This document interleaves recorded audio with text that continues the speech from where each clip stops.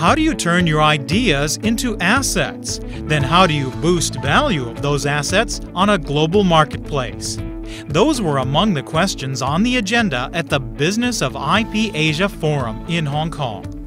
Reflecting the growing importance of IP among Chinese enterprises, the event drew many delegates from China's mainland. Among them, a deputy director in charge of brands and designs at the United Nations agency, which supports the IP industry. Wang Binying said these gatherings boost IP business across the region and around the world.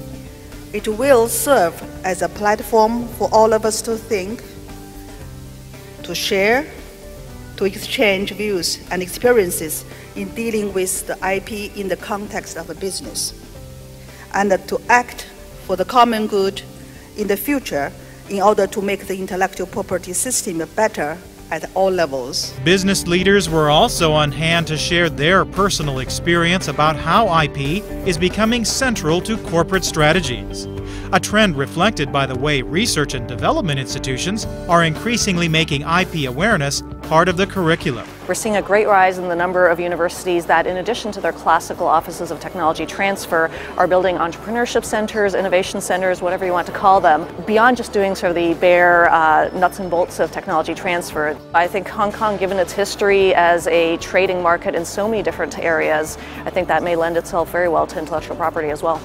As event co-organizer, the Hong Kong government is committed to developing Hong Kong as an international IP trading hub. Hong Kong has a terrific history as being a really international city, very open city, and it is a city which has a set of laws that basically historically have been very, very rigorously enforced.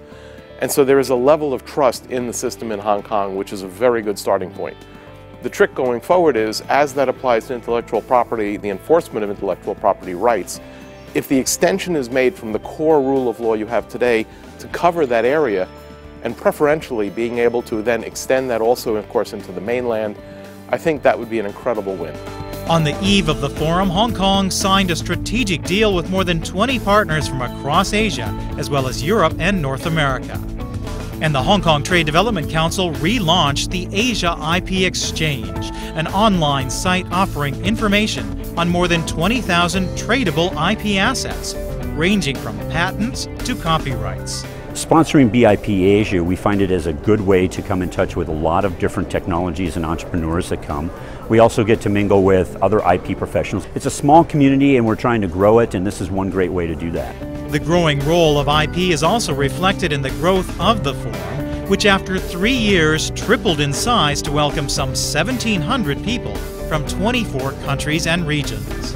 Business matching and breakout sessions have also been expanded to serve those looking for ways IP can enhance a wide range of businesses, from fashion and traditional Chinese medicine to digital animation. More and more countries are looking at using IP as their development tools.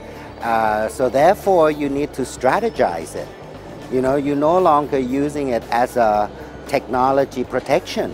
For post-production, for animation, many companies now are doing it in Thailand. You see, so skill-wise and technical-wise, we have it, but we just couldn't get out to the market. You see, this is where Hong Kong can come in.